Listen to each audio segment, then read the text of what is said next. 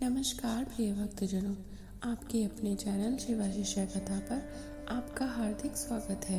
तो आइए आज श्रवण कर लेते हैं बृहस्पतिवार व्रत कथा। भारतवर्ष में एक प्रतापी और दानी राजा राज्य करता था। वह नित्य गरीबों और ब्राह्मणों की सहायता करता था, पर यह बात उसकी रानी को अच्छी नहीं लगती थी। वह न ही गरीबों को दान देती, न ही भगवान का पूजन करती थी और राजा को भी दान दक्षिणा देने से मना किया करती थी। एक दिन राजा शिकार खेलने वन को गए हुए थे, तो रानी महल में अकेली थी। उसी समय बृहस्पति देव साधु वेश में राजा के महल में भिक्षा के लिए गए और भिक्षा मांगी। रानी ने भिक्षा देने से इनकार किया और कहा, हे साधु महाराज, मैं तो दान पुण्य से तंग आ गई हूँ। मेरा पति सारा धन लुटाते रहते हैं। मेरी इच्छा है कि हमारा सब धन नष्ट हो जाए, फिर न रहेगा बांस, न बजेगी बांसुरी। साधु ने कहा, देवी तुम तो बड़ी विचित्र हो। धन संतान तो सभी चाहते हैं, पुत्र और लक्ष्मी तो पापी के घर भी होनी चाहिए। यदि तुम्हारे पास अधिक धन है तो भूखों को भोजन दो, प्यासों के लिए प्याऊ बनवाओ, मुसाफिरों के लिए धर्मशालाएं खुलवाओ। जो निर्धन अपनी कुंवारी कन्याओं का विवाह नहीं कर सकते, उनका विवाह करा दो। और ऐसे कई काम हैं जिनके करने से तुम्हारा यश लोक परलोक में फैलेगा। परंतु रानी पर इस उपदेश का कोई प्रभाव न पड़ा। वह बोली, महाराज आप मुझे कुछ न समझाएं। मैं ऐसा धन नहीं चाहती जो मैं हर जगह बांटती फिरूं। साधु ने उत्तर दिया, यदि तुम्हारी ऐसी इच्छा है तो तथास्तु। तुम ऐसा करना कि बृहस्पतिवार को घर लीपकर पीली मिट्टी से अपना सिर धोकर स्नान करना, भट्टी चढ़ाकर कपड़े धोना। ऐसा करने से तुम्हारा सारा धन नष्ट हो जाएगा। इतना कहकर वह साधु महाराज वहाँ से आलोप हो गए। साधु के अनुसार कई बातों को पूरा करते हुए रानी को भी केवल 3 बृहस्पतिवार ही बीते थे कि उसकी समस्त धन संपत्ति नष्ट हो गई। भोजन के लिए राजा का परिवार तरसने लगा। तब एक दिन राजा ने रानी से बोला कि हे रानी, तुम यहीं रहो, मैं दूसरे देश को जाता हूँ, क्योंकि यहाँ पर सभी लोग मुझे जानते हैं, इसलिए मैं कोई छोटा कार्य नहीं कर सकता। ऐसा कहकर राजा परदेश चला गया। वहाँ वह जंगल से लकड़ी काट कर लाता और शहर में बेचता। इस तरह वह अपना जीवन व्यतीत करने लगा। इधर राजा के परदेश जाते ही रानी और दासी दुखी रहने लगी। एक बार जब रानी और दासी को 7 दिन तक बिना भोजन के रहना पड़ा, तो रानी ने अपनी दासी से कहा, हे दासी, पास ही के नगर में मेरी बहन रहती है। वह बड़ी धनवान है, तू उसके पास जा और कुछ ले आ, ताकि थोड़ी बहुत गुजर बसर हो जाए। दासी रानी की बहन के पास गई। उस दिन गुरुवार था और रानी की बहन उस समय बृहस्पतिवार व्रत की कथा सुन रही थी। दासी ने रानी की बहन को अपनी रानी का संदेश दिया, लेकिन रानी की बड़ी बहन ने कोई उत्तर नहीं दिया। जब दासी को रानी की बहन से कोई उत्तर नहीं मिला तो वह बहुत दुखी हुई और उसे क्रोध भी आया। दासी ने वापस आकर रानी को सारी बात बता दी। सुनकर रानी ने अपने भाग्य को कोसा। उधर रानी की बहन ने सोचा कि मेरी बहन की दासी आई थी, परंतु मैं उससे कुछ नहीं बोली, इससे वह बहुत दुखी हुई होगी। कथा सुनकर और पूजन समाप्त करके वह अपनी बहन के घर आई और कहने लगी, हे बहन, मैं बृहस्पतिवार का व्रत कर रही थी और उसकी कथा सुन रही थी। तुम्हारी दासी मेरे घर आई, पर जब तक कथा होती है तब तक ना तो उठते हैं और ना ही बोलते हैं, इसलिए मैं कुछ नहीं बोली। कहो, दासी क्यों गई थी? रानी बोली, बहन, तुमसे क्या छिपाऊं, हमारे घर में तो खाने को अनाज तक नहीं है। ऐसा कहते कहते रानी की आंखें भर आई। उसने दासी समेत पिछले 7 दिनों से भूखे रहने की बात अपनी बहन को विस्तार पूर्वक सुना दी। रानी की बहन बोली, देखो बहन, भगवान बृहस्पति देव सबकी मनोकामना को पूर्ण करते हैं। देखो, शायद तुम्हारे घर में अनाज रखा हो। पहले तो रानी को विश्वास नहीं हुआ, पर बहन के आग्रह करने पर उसने अपनी दासी को अंदर भेजा तो उसे सचमुच अनाज से भरा एक घड़ा मिल गया। यह देखकर दासी को बड़ी हैरानी हुई। दासी रानी से कहने लगी, हे रानी, जब हमको भोजन नहीं मिलता तो हम व्रत ही तो करते हैं, इसलिए क्यों ना इनसे व्रत और कथा की विधि पूछ ली जाए, ताकि हम भी व्रत कर सके। तब रानी ने अपनी बहन से बृहस्पतिवार व्रत के बारे में पूछा। उसकी बहन ने सारी विधि बतलाई और कहा कि बृहस्पतिवार के व्रत में चने की दाल और मुनक्का से विष्णु भगवान को केले की जड़ में पूजन करें और दीपक जलाएं, व्रत कथा सुने और पीला भोजन ही करें। इससे बृहस्पति देव अत्यंत प्रसन्न हो जाते हैं। व्रत और पूजन विधि बताकर रानी की बहन अपने घर को लौट गई। 7 दिन बाद जब गुरुवार आया तो रानी और दासी ने व्रत रखा, घुड़साल में जाकर चना और गुड़ लेकर आई। फिर उससे केले की जड़ तथा विष्णु भगवान का पूजन किया। अब पीला भोजन कहाँ से लाए, इस बात को लेकर दोनों बहुत दुखी थे। चूंकि उन्होंने व्रत रखा था इसलिए बृहस्पति देव उनसे प्रसन्न हो गए। इसलिए वे एक साधारण व्यक्ति का रूप धारण करके 2 थालों में सुंदर पीला भोजन दासी को दे गए। भोजन पाकर दासी प्रसन्न हुई और फिर रानी के साथ मिलकर भोजन ग्रहण ही किया। उसके बाद वे सभी गुरुवार को व्रत और पूजन करने लगे। बृहस्पति भगवान की कृपा से उनके पास फिर से धन संपत्ति आ गई, परंतु रानी फिर से पहले की तरह आलस करने लगी। तब दासी बोली, देखो रानी, तुम पहले भी इसी प्रकार आलस्य करती थी। तुम्हें धन रखने में कष्ट होता था, इस कारण सभी धन नष्ट हो गया। और अब जब भगवान बृहस्पति की कृपा से धन मिला है तो तुम्हें फिर से आलस्य होता है। रानी को समझाते हुए दासी कहती है कि बड़ी मुसीबतों के बाद हमने यह धन पाया है, इसलिए इसे हमें दान पुण्य करना चाहिए, भूखे मनुष्यों को भोजन कराना चाहिए और इस धन को शुभ कार्यों में खर्च करना चाहिए, जिससे तुम्हारे कुल का यश बढ़ेगा, स्वर्ग की प्राप्ति होगी और तुम्हारे पितृ भी अत्यंत प्रसन्न होंगे। दासी की बात मानकर रानी अपना धन शुभ कार्यों में खर्च करने लगी, जिससे पूरे नगर में उसका यश फैलने लगा। बृहस्पतिवार व्रत कथा के बाद श्रद्धा के साथ आरती की जानी चाहिए। इसके बाद प्रसाद बांटकर उसे ग्रहण कर लेना चाहिए। एक दिन राजा दुखी होकर जंगल में एक पेड़ के नीचे आसन जमा कर बैठ गया। वह अपनी दशा को याद करके व्याकुल होने लगा। बृहस्पतिवार का दिन था। एकाएक उसने देखा कि निर्जन वन में एक साधु प्रकट हुए। वह साधु वेश में स्वयं बृहस्पति देव थे। लकड़हारे के सामने आकर बोले, हे लकड़हारे, इस सुनसान जंगल में तू चिंता में मग्न क्यों बैठा है? लकड़हारे ने दोनों हाथ जोड़कर प्रणाम किया और उत्तर दिया, महात्मा जी, आप तो सब जानते हैं, मैं क्या कहूँ। यह कहकर रोने लगा और साधु को अपनी आत्मकथा सुनाई। महात्मा जी ने कहा, तुम्हारी स्त्री ने बृहस्पति के दिन बृहस्पति भगवान का निरादर किया है, जिसके कारण रुष्ट होकर उन्होंने तुम्हारी ये दशा कर दी। अब तुम चिंता को दूर कर गए, मेरे कहने पर चलो तो तुम्हारे सब कष्ट दूर हो जाएंगे और भगवान पहले से भी अधिक संपत्ति देंगे। तुम बृहस्पति के दिन कथा किया करो, 2 पैसे के चने मुनक्का लाकर उसका प्रसाद बनाओ और शुद्ध जल से लोटे में शक्कर मिलाकर अमृत तैयार करो।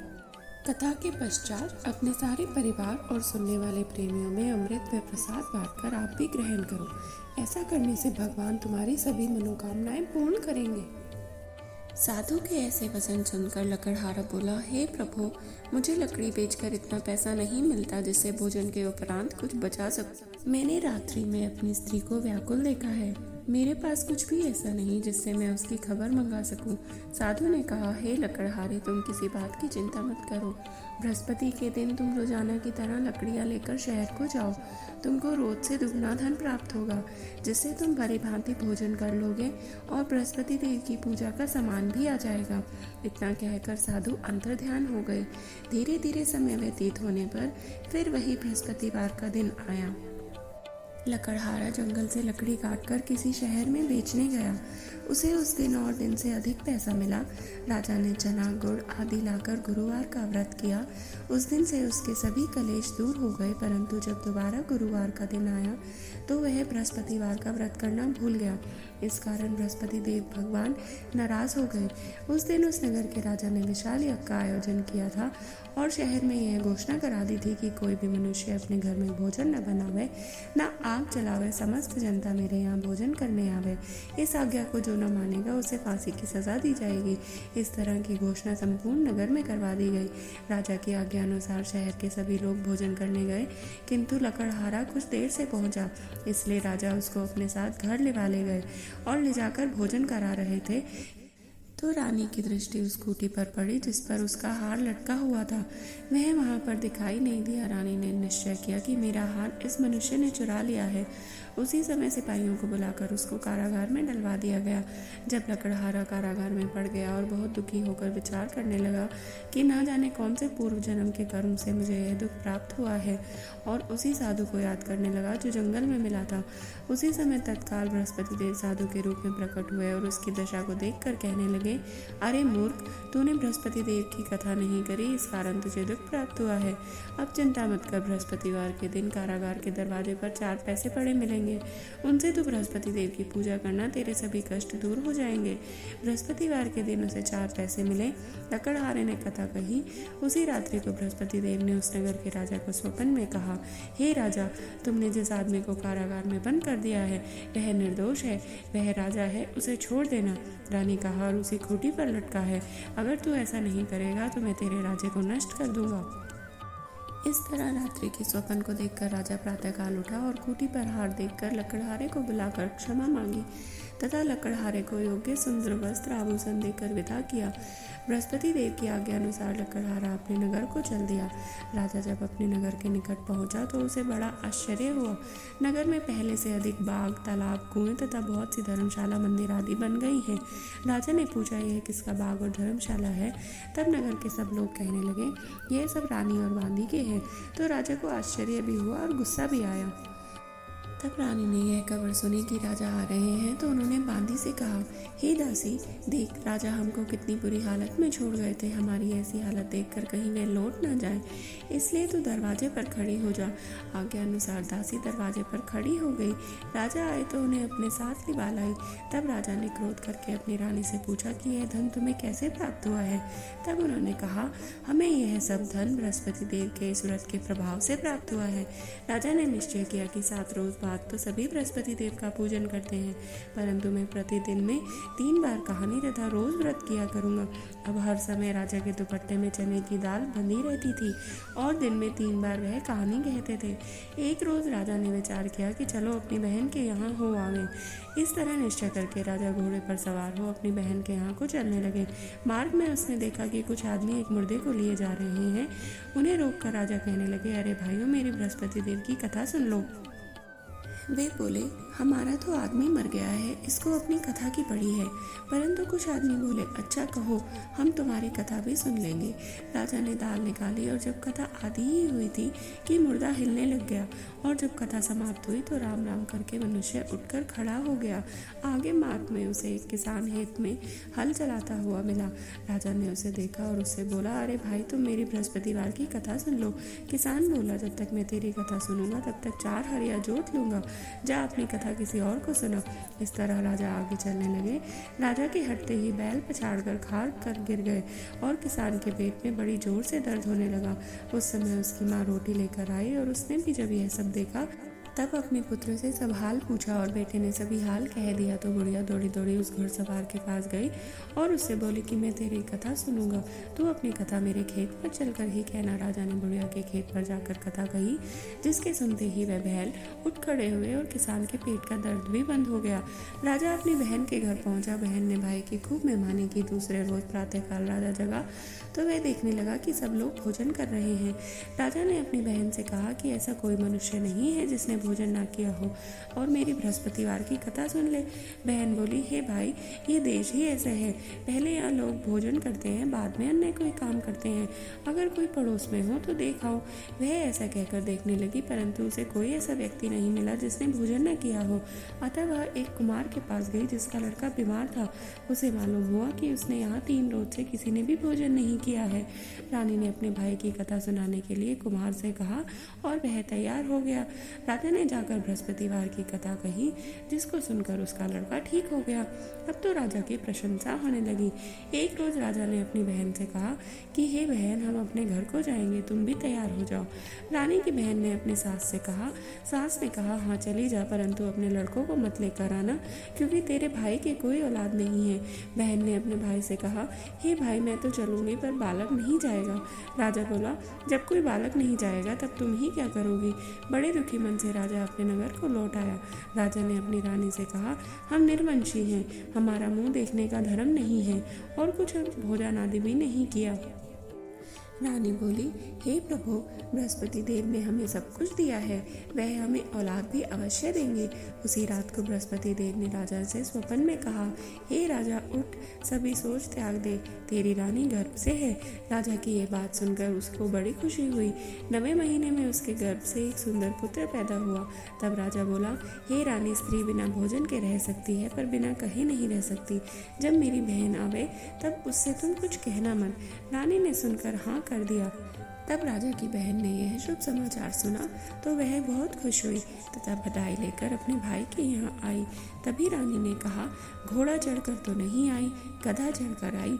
राजा की बहन बोली, भाभी, मैं इस प्रकार न कहती तो तुम्हें औलाद कैसे मिलती। बृहस्पति देव ऐसे ही हैं, जैसे जिसके मन में कामनाएं हैं सबको पूर्ण करते हैं। जो सद्भावना पूर्वक बृहस्पतिवार का व्रत करते हैं एवं कथा पढ़ते हैं अथवा सुनते हैं और दूसरों को सुनाते हैं, बृहस्पति देव उनकी सभी मनोकामना पूर्ण करते हैं। भगवान बृहस्पति देव उसकी सदैव रक्षा करते हैं। संसार में जो मनुष्य सद्भावना से भगवान जी का पूजन व्रत सच्चे हृदय से करते हैं तो उनकी सभी मनोकामनाएं वो पूर्ण करते हैं। जैसी सच्ची भावना से रानी और राजा ने उनकी कथा का गुणगान किया तो उनकी सभी इच्छाएं बृहस्पति देव जी ने पूर्ण की थी। इसलिए इस पूर्ण कथा को सुनने के बाद प्रसाद खाकर ही जाना चाहिए। हृदय से उसका मनन करते हुए जयकारा बोलना चाहिए। तो सब बोलो, बृहस्पति देव भगवान की जय, विष्णु भगवान की जय। ऐसी ही और कथाओं को सुनने के लिए कृपया सब्सक्राइब करें और बोलते रहें, हर हर महादेव।